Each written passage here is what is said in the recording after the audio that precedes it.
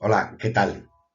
Bienvenida, os doy la bienvenida a esta ponencia titulada Rasgos fundamentales de la traducción de cómics, que tiene lugar en las jornadas organizadas por la Cátedra de Estudios del Cómic, a quien agradezco la invitación, particularmente a Blanca Mayor y a Álvaro Pons. En estas jornadas, como decía, que llevan por título también la traducción del cómic, reflexiones desde la profesión. Mi nombre es Paco Rodríguez, soy en la actualidad profesor en la Universidad de Córdoba y mi línea de investigación principal es precisamente la traducción del cómic, después de una, experiencia, iba a decir dilatada, pero no sé si 15 años 35 aproximadamente libros traducidos, lo cual implica un volumen de aproximadamente 70 álbumes más o menos de cómic franco-belga, que es a lo que me dedico, me pueden otorgar esa titulación de dilatada experiencia.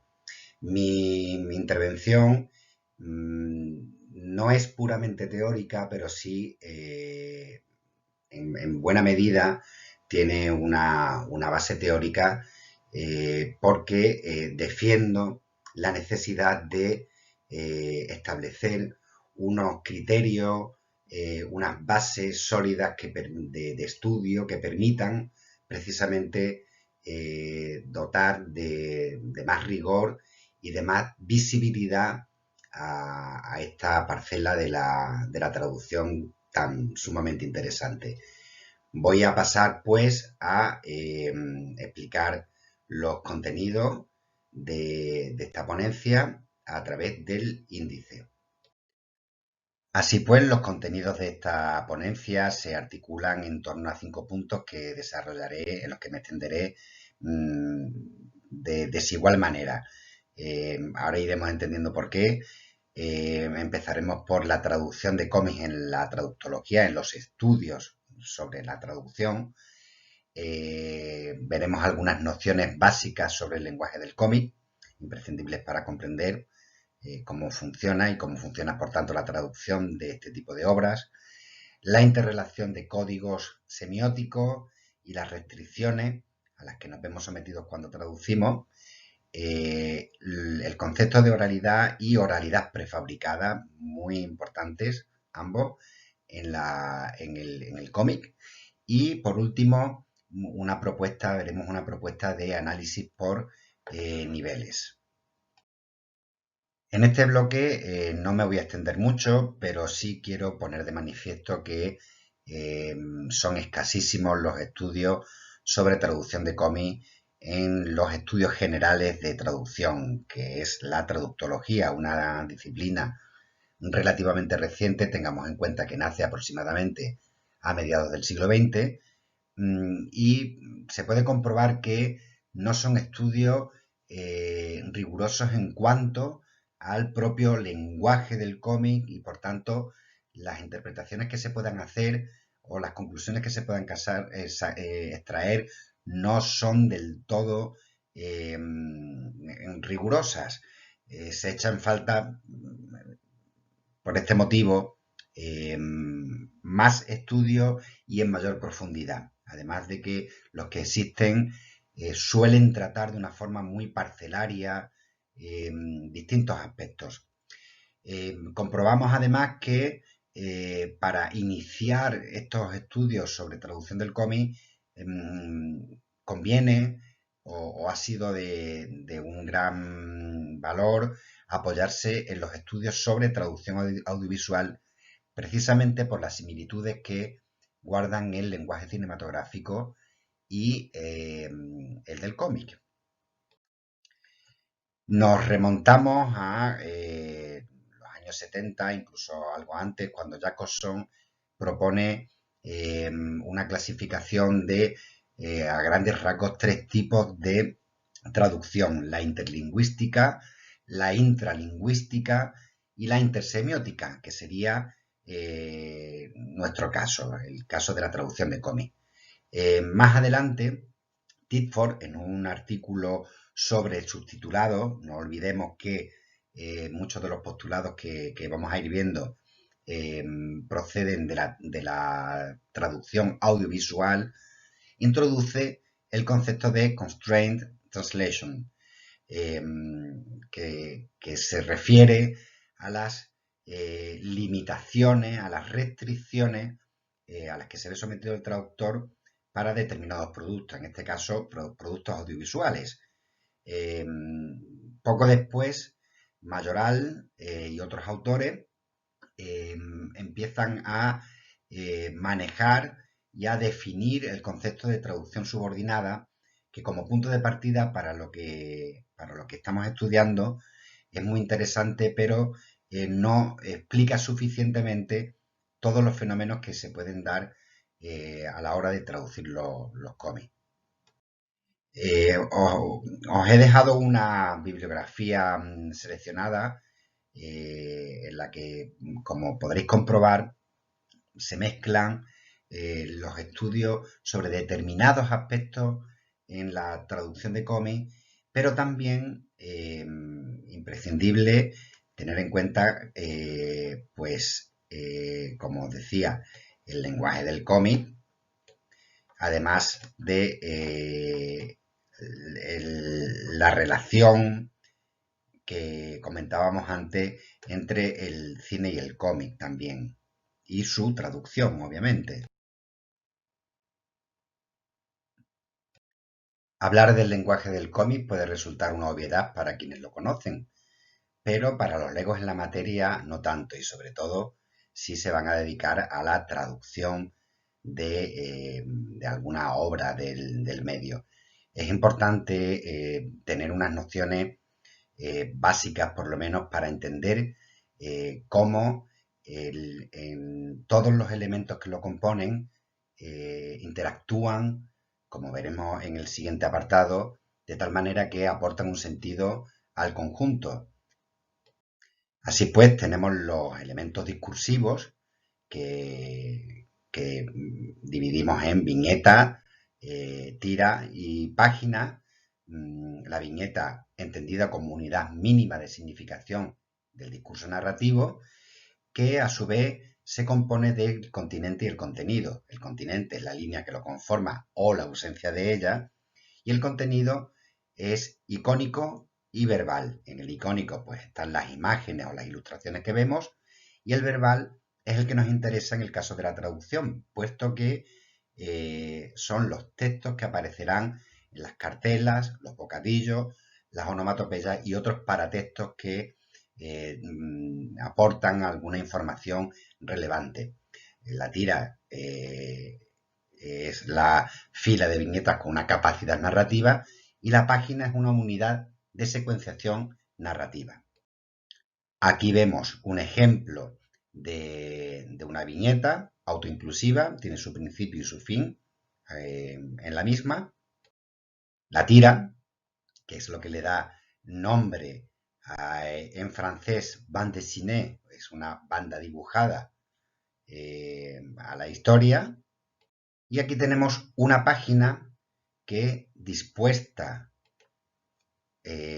con su paralela, conforma una visión de conjunto que, dotados de, cuando lo leemos en el sentido canónico de lectura, de arriba a abajo y de derecha a izquierda, nos da un resultado de lectura en forma de Z.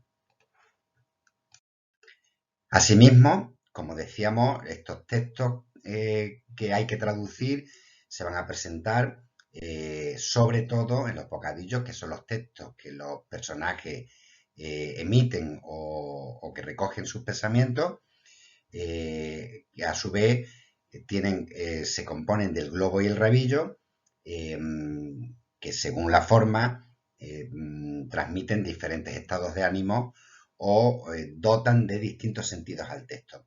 Además de eso, tenemos las cartelas o cartuchos, según los autores, que cumplen, en palabras de Roland Barthes, la función de anclaje para eliminar o reducir la ambigüedad que pudiera haber en la ilustración, o la función de relevo cuando se produce un cambio en el tiempo o en el espacio. Aquí estamos viendo ejemplos de bocadillos enunciativos, así como de cartelas con función de relevo, puesto que estamos indicando cambios en el tiempo. En esta página estamos viendo distintas formas de bocadillo, bocadillo de pensamiento, esta forma más agresiva emite un grito, y en esta cartela, por ejemplo, se cumple la función de anclaje desambiguando o aportando información que equivaldría a una voz en off en un producto audiovisual. Quiero también llamar la atención sobre el empleo de las onomatopeyas. En este caso es una obra, El arte de volar, en español, donde se comprueba que hay una gran creatividad por parte de los autores, así como una gran recurrencia o incidencia del inglés como lengua franca en las onomatopeyas. Por último, quiero llamar la atención sobre la importancia que tiene el color narrativamente hablando.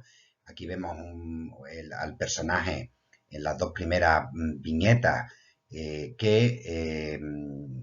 y vemos que empieza a invadir la imagen un color rojo que indica recuerdos tormentosos del narrador. Son recuerdos tormentosos que remiten a la Primera Guerra Mundial, y por lo tanto se reflejan, el autor ha reflejado de esta manera ese tipo de recuerdos a través del color, que en esta segunda viñeta que vemos, el amarillo remite a recuerdos más cálidos y más dulces.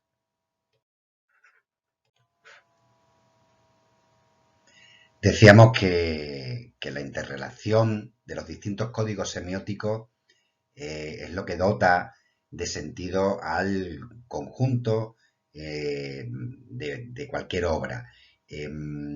Entender estas relaciones que guardan entre ellos los distintos códigos, lejos de comprender qué es o de entenderlo como una subyugación, una subordinación, tal y como establecen autores como Mayoral, en muchos casos nos sirven precisamente para ayudarnos a traducir y a encontrar las mejores soluciones posibles, y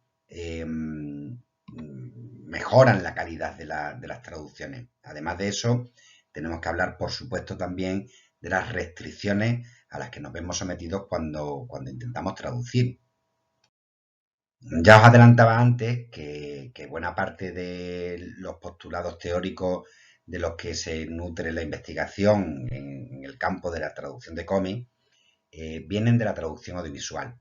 Así pues, autores como Zabala de Oscoa sostienen que los elementos paralingüísticos acompañan a cualquier comunicación verbal, como lo hacen los factores contextuales y los situacionales.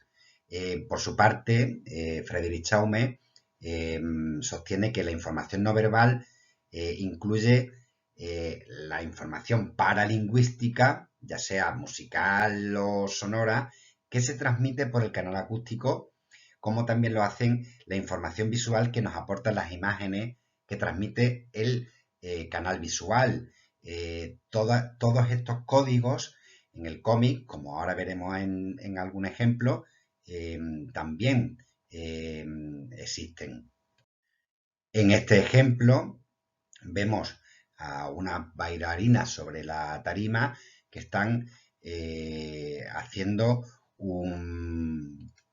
un ruido representado en esta onomatopeya. En la misma página vemos como ese ruido que sigue presente se confunde entre el que hacen las bailarinas y el estruendo de los cañonazos que se pueden ver en la propia imagen y en interacción con el texto que aparece en las cartelas dan un sentido al conjunto. Tenemos aquí otro ejemplo en el que estamos viendo a unos superhéroes o antihéroes, depende de cómo se mire, en cuyo traje aparecen su característica principal. Al ver aparecer a un tercer superhéroe entrar por la puerta, vemos que en su traje hay una B de Superbeg, que significa súper tartamudo. Esto podría interpretarse como una restricción, que lo es, y tendríamos dos opciones, o bien manipular la imagen de tal manera que apareciera su heroicidad plasmada, o buscar otra característica, atribuir al personaje otra característica, de tal manera que no hiciera falta manipular la imagen y se transmitiera el mismo sentido humorístico que tiene esta historieta. Vemos en esta imagen que se ha tachado en el listado de salidas previstas de un tren, se han ido tachando hasta que finalmente esa salida aparece como anulada. Es función del traductor ocuparse del texto, pero no es su función, obviamente, ocuparse de que aparezca reflejada de la misma forma estas tachaduras, y por lo tanto corresponderá a la labor editorial de maquetación que se reflejen de la misma manera. Aquí he extraído un ejemplo de lo que en un principio puede suponer una dificultad de traducción, o por lo menos para mí lo fue. Roland Garros, que estamos viendo aquí, si recurrimos al diccionario, pues nos remite a términos arcaicos que no corresponden en absoluto con lo que estamos viendo. Esto es un ejemplo, un claro ejemplo de cómo a raíz de lo que estamos viendo, gracias a la imagen, podemos llegar a la conclusión de que es una traducción aceptable por parte del lector meta, un flamante descapotable. Aquí tenemos no solamente una restricción de espacio muy común en la traducción del cómic, por el espacio que ocupa esta carta manuscrita que tenemos,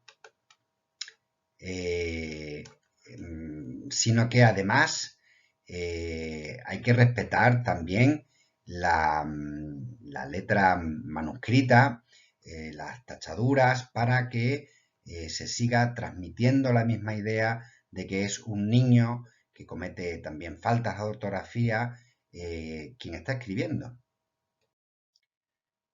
En determinadas ocasiones nos podemos encontrar con que el propio texto es una restricción en sí mismo. Aquí vemos un ejemplo extraído de Barbarroja, donde los textos en general son tan abundantes que la tendencia es a traducirlos y a necesitar perífrasis que van a aumentar el volumen del texto, algo que por supuesto tenemos que evitar cuando traducimos, y mantenernos en el mismo volumen que tiene el texto de origen.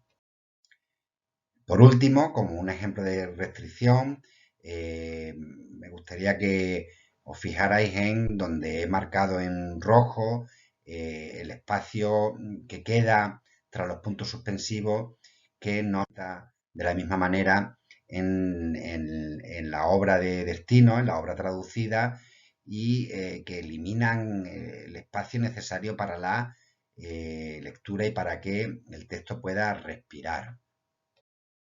No existen, o por lo menos yo no los he encontrado, estudios lingüísticos serios y rigurosos sobre la lengua en el cómic. Cuando, sin embargo, desde mi punto de vista, bueno, pues facilitaría enormemente la labor de traductores y de estudiosos en general sobre el cómic. Como digo, desde mi punto de vista, la oralidad y la oralidad prefabricada o fingida es una de las características comunes a cualquier obra del medio, incluso cuando no existe un texto. Ahora veremos cómo se da esta de la oralidad en el cómic. Desde hace ya décadas se estudia la oralidad, aunque no es la parcela de la lingüística más desarrollada, con autores como Walter Owen, que sostienen que la oralidad es la forma más natural, más elemental y original del lenguaje humano. Por su parte, Blanche Van Benist se refiere a la lengua oral como la ley del menor esfuerzo por las simplificaciones, los acortamientos o los inacabamientos que se producen en un acto comunicativo oral. También son muy interesantes los postulados de Koch y Oesterreicher que determinan dos polos opuestos entre la inmediatez y la distancia comunicativas de un continuum entre lo hablado y lo escrito. Este ejemplo refleja muy bien, con mucha claridad, la incidencia que tiene o que puede tener la oralidad en el cómic. Vemos en esta viñeta de la primera fila de abajo al personaje gritar su puta madre, frustrado porque no consigue hacer lo que quería hacer, o una repetición en el inicio de la pregunta, una dubitación en el cómo. Además de eso, en esta página se ve muy claramente el carácter dialogístico que tiene el cómic como rasgo general y, como veremos en su correspondiente nivel de análisis, vemos que también se produce el fenómeno de la elipsis con el qué, la casa. Hay muchos constituyentes oracionales que desaparecen en aras de una mayor fluidez del diálogo. Ya entramos en el estudio de lo que se denomina, según Chaume, oralidad prefabricada y según Brume, la oralidad fingida, que son el mismo concepto, como un equilibrio entre la oralidad y la escritura. Tengamos en cuenta que son textos que están escritos como si fueran dichos. Además de eso, se produce una confluencia y una interacción entre el código lingüístico y los otros códigos de significación, tal y como hemos visto antes. Según Brume, la oralidad fingida sería una modalidad específica y estructurada, puesto que está preconcebida, que se encuentra entre la modalidad oral y la escrita, o con mayor concreción entre las polaridades del lenguaje de la inmediatez comunicativa y el lenguaje de distancia, que son los postulados de Koch y Oesterreicher. Los autores atribuyen ciertos rasgos de esta oralidad a los personajes, a las intervenciones de los personajes, para hacerlos más creíbles. Vemos en este caso un ejemplo de cómo se pueden manejar distintos registros según el momento de la historia y según a qué nos estemos refiriendo y quién esté interviniendo. Vemos aquí que aparece el sustantivo coches y, sin embargo, cuando nos estamos refiriendo al pasado, se emplea automóvil o servicio militar, cuando se podrían haber utilizado términos, digamos, más actuales. Esto probablemente es una elección del autor precisamente para establecer la diferencia entre el presente y un pasado que corresponde a otro personaje, en concreto a su padre. Además de esto, la oralidad prefabricada se puede ver por elementos como esta agua, que es correcto, es muy correcto, pero que en la oralidad real de una conversación, es un error muy frecuente decir este agua por una confusión en el empleo de los determinantes. Aunque no comparto plenamente los postulados de Nathalie Sinagra, sí creo que es muy interesante ver las características que ella entiende que presentan los textos de los cómics en cuanto a la oralidad, que ella denomina marcas de la oralidad. No debemos confundirlo con los marcadores de la oralidad, aunque estén estrechamente vinculados. Ella las clasifica en las marcas paralingüísticas, que a su vez serían las fonografológicas y visuales, dentro de las cuales incluye las tipográficas, de puntuación y estilísticas, y las marcas lingüísticas, que serían de gramática, de sintaxis y de registro. Como digo, yo entiendo que esto es un cuadro que se puede ampliar, como veremos más adelante en el análisis por niveles. En este extracto vemos cómo la tipografía, en este caso manuscrita, tiene una importancia capital en el cómic porque consigue transmitir distintos estados de ánimo. Además de eso, pues vemos cómo el texto, la tipografía se va degradando de tal manera que, exhausto el personaje, cuando ya ha sacado todo, no le queda nada dentro y resulta ilegible los caracteres. Vemos también la prolongación de las vocales que dotan de una mayor oralidad y de credibilidad al texto.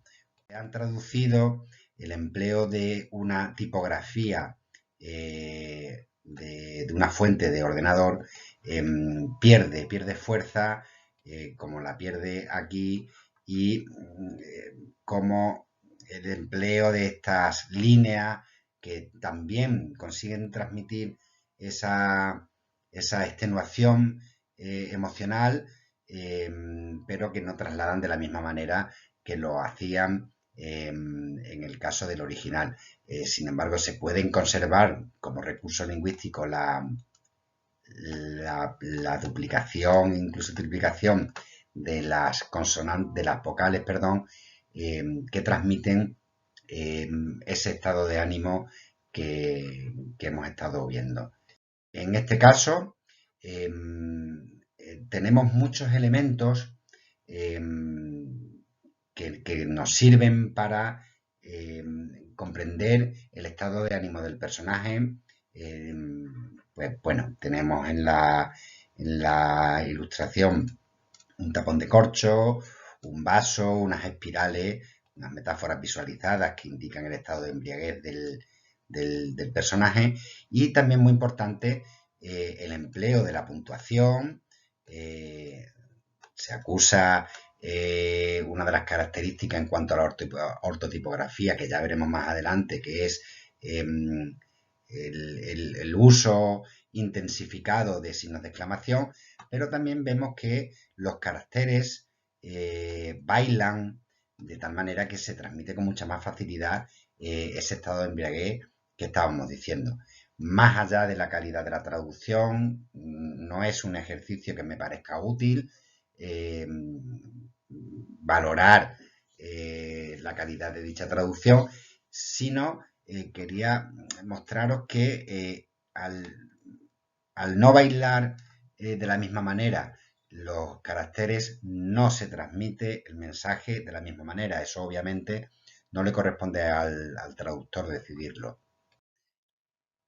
Entramos ya en la recta final de esta ponencia con el análisis que propongo por niveles. En rigor sería un análisis traductológico, pero dada la carencia de estudios lingüísticos que mencionaba antes, y para comprender mejor el funcionamiento y los mecanismos de traducción, debemos primero saber cómo funciona la lengua en el cómic. Esto, bueno, pues pretende ser un inicio de una sistematización del estudio de la traducción por estos niveles lingüísticos que voy a ir ilustrando poco a poco.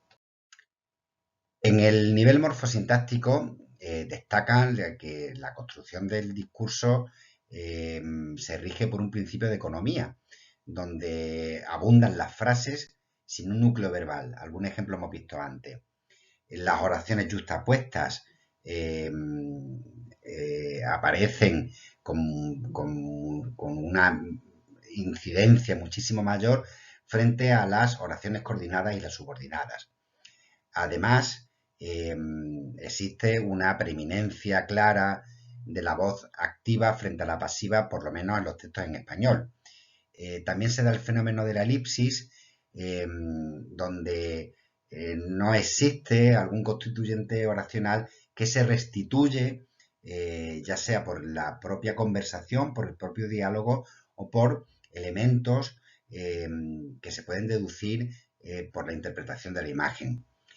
Además, predomina el presente de indicativo como tiempo verbal, puesto que le dota al texto de una mayor inmediatez y de una mayor eficacia comunicativa. Y también quiero poner de manifiesto la importancia que tiene la deixis en el cómic. En este ejemplo, pues vemos que pues no hay elemento, no hay núcleo verbal, ni en este bocadillo ni en este otro. Hemos revisto una mayor dificultad de traducción, pero sí es algo que debemos siempre tener en cuenta. Y aquí os muestro un ejemplo de la importancia que tiene la deixis. Cuando nos estamos refiriendo en la narración, cuando el autor o autora se está refiriendo a objetos o a personas, estén o no estén presentes, se vean o no se vean en la imagen. En este caso, el personaje, el cazador, ha visto que hay un gamo y utiliza la deixis, que en francés son dos niveles. Aquí, que se manifiesta por ici y la. En español, como sabéis, tenemos tres distancias distintas. Aquí, ahí, allí. Como también he dicho antes, en muchas ocasiones en la propia imagen o en la propia interacción de los códigos semióticos tenemos los elementos suficientes para poder tomar una decisión en nuestra traducción. Claramente, tal y como vemos la acción de la viñeta, pues nos decantamos por ahí. En el nivel léxico-semántico, hemos de decir que dado el carácter lúdico que tienen los que presentan una buena parte de los cómics, el léxico es común. También esto se relaciona con el carácter oral que presentan los textos y, por tanto, en muchas ocasiones de coloquialidad. Cuando se da la presencia de algún lenguaje de especialidad, eh, entendemos que se trata de hibridación, una hibridación entre ese lenguaje de especialidad y el léxico común al que he hecho alusión antes. Cuando traducimos los nombres propios, bueno, pues hay distintas opciones que pasan por una solución ya asentada en la lengua de llegada, en la lengua meta, la transliteración y la adaptación, siempre teniendo en cuenta que ciertos nombres propios pueden contener carga semántica. Además de eso, abundan las unidades fraseológicas, tales como las colocaciones y las locuciones, o también incluso los refranes. Aquí tenemos un ejemplo de Barbarroja también, donde hay una gran incidencia de la terminología naval y marítima. En verde subrayado los sustantivos propios de este lenguaje de especialidad, y en rojo he subrayado las acciones que, por supuesto, dan una labor de documentación considerable, de tal manera pues, que el texto resulte creíble y adaptado a las características que presenta el original. En esta viñeta vemos un ejemplo, una referencia a un cuerpo policial francés, que son los CRS, que son el equivalente a los antidisturbios. En la traducción se ha optado por insertar una nota a pie de viñeta. Este es un recurso que, desde mi punto de vista, entorpece, desvía la atención del lector y, por lo tanto, desmejora la calidad del original. Bastaría con, en el propio texto, haber incluido pues el sustantivo antidisturbio, y no tendríamos que, de esa manera, distraer de su lectura y del disfrute de la obra con esta nota a pie de viñeta, como os decía. En el nivel pragmático cultural, con nivel pragmático nos referimos al ordenamiento del discurso, pues encontramos la traducción de las referencias que podemos dividir en socioculturales, lingüístico-discursivas, histórico-políticas y artístico-literarias. En la mayor parte de los casos, procuraremos buscar cuáles son las soluciones que ya están asentadas en la lengua receptora, en la lengua meta, y si no existieran, pues trataríamos de dispersar lo mínimo posible al lector meta.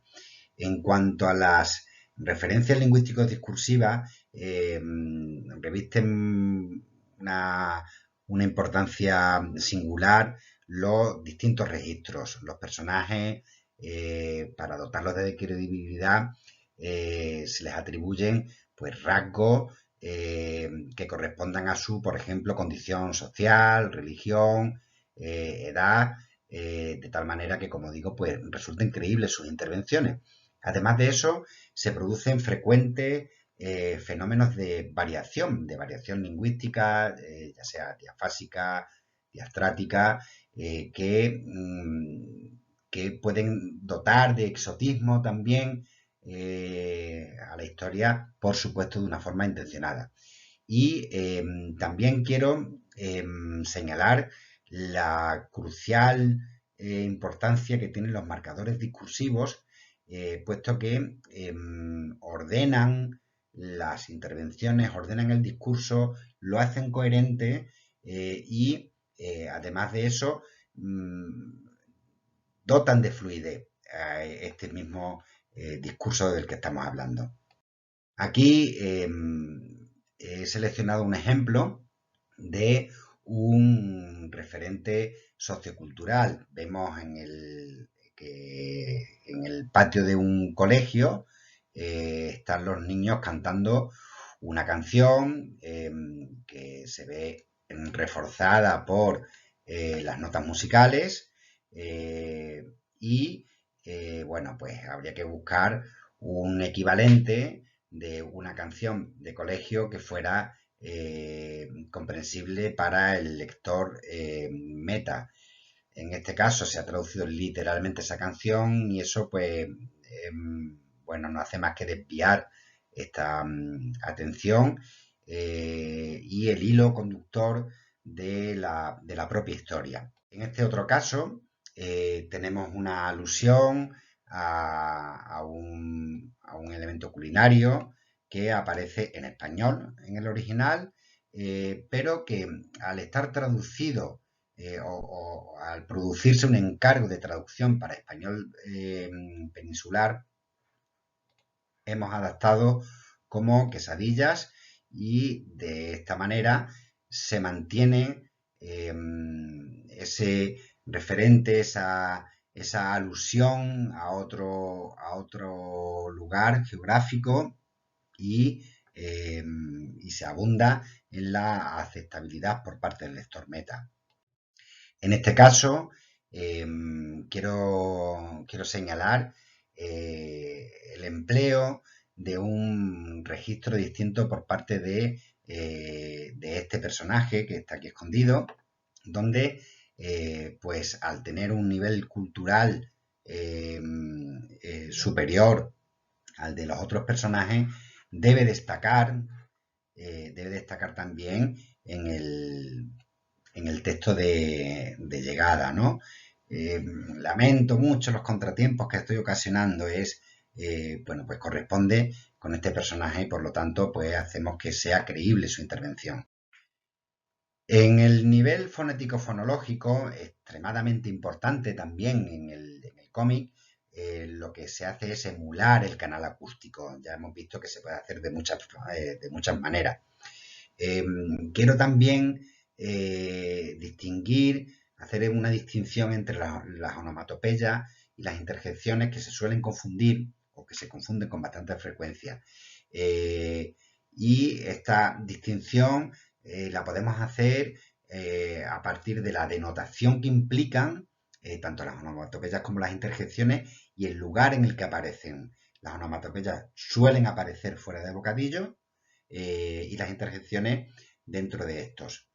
Además de eso, he de decir que las interjecciones son otro rasgo esencial de la oralidad plasmada en el cómic.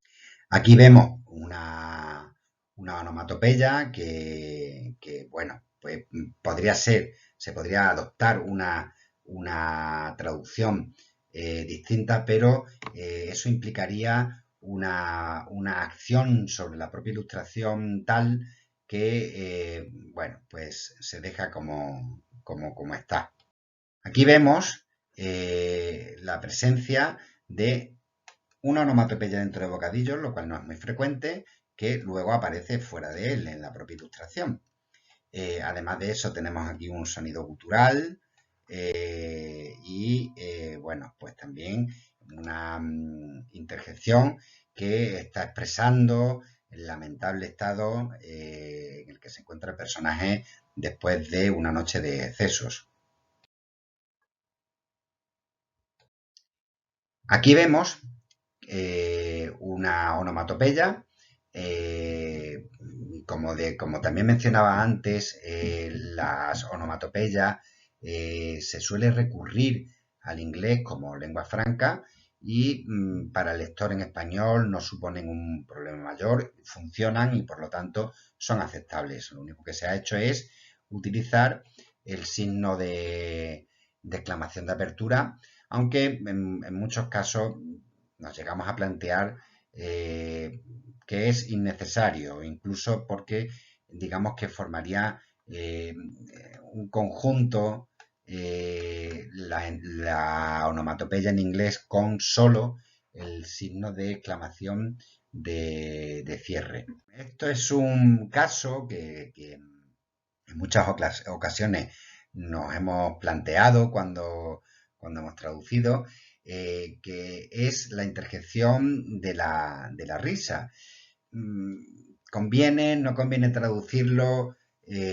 Bueno, pues aquí tenemos lo que quería decir es que tenemos un ejemplo de cómo se puede manipular la imagen de tal manera que se transmita la intención inicial del autor. Tenemos lo que podría parecer una onomatopeya, pero que en realidad es una interjección apelativa y que gracias al esfuerzo que ha hecho la persona que ha editado el texto, pues vemos que funciona igualmente en el texto meta. El nivel ortotipográfico también presenta una particular relevancia en el cómic por su gran riqueza por razones prosódicas y semánticas. Los signos de exclamaciones se multiplican, que son los más empleados. Se combinan los signos de exclamación y de interrogación con mucha más libertad que en cualquier otro tipo de textos. Y los puntos suspensivos son un uso propio del lenguaje del cómic también, como hemos visto en distintos ejemplos.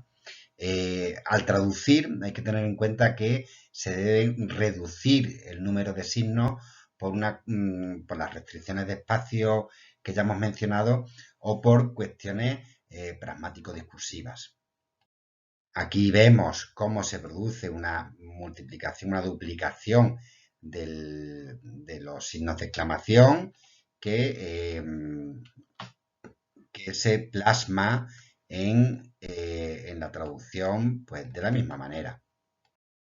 Vemos aquí también un ejemplo de la importancia que tienen los puntos suspensivos porque están expresando una dubitación del personaje. Y aquí se produce una interrupción por parte del otro personaje del discurso, es decir, hay un inacabamiento, como lo podría haber también en la propia lengua oral. Además, vemos esta combinación de signos de puntuación que no hacen más que abundar en esta riqueza que a nivel ortotipográfico presenta el lenguaje del cómic. Y por último, en este ejemplo vemos que los puntos suspensivos están expresando una dubitación por parte del personaje que se va a reflejar de la misma manera en el texto meta. Bueno, pues hasta aquí ha llegado mi intervención. Obviamente nos habría gustado mucho más que fuera de forma presencial, pero dadas las circunstancias no hemos podido hacerlo así. Os agradezco la paciencia de haber llegado hasta aquí y nada, en la siguiente diapositiva voy a poner mis datos de contacto por si queréis comentar algo, que sigamos aprendiendo, intercambiando opiniones y bueno, pues nada, muchas gracias y hasta otra. Adiós.